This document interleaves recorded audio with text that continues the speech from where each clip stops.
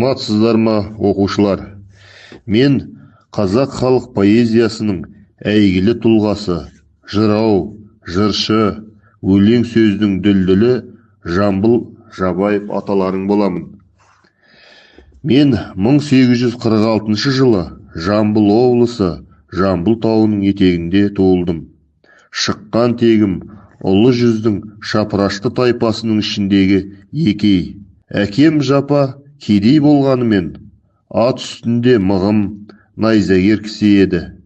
Ел ішіндегі дау-дамайына бітімгерлік сөзін айтқан кездерде болыпты.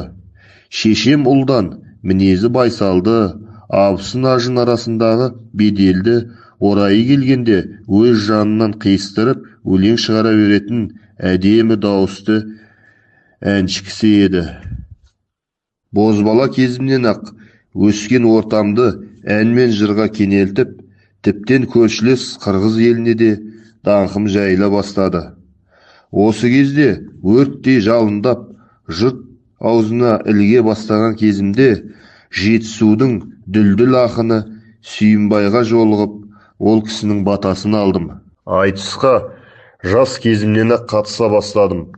16-17 жасымнан кең танымал болдым. Өзімнің суырып салма өнерім арқылы қазақ қоғамының өзекті мәселелерін қозғадым. Халықтың мұң-мұқтажын сөз еттім. Заңсыздықты сипаттадым. Бостандық үшін күресуге де шақырдым.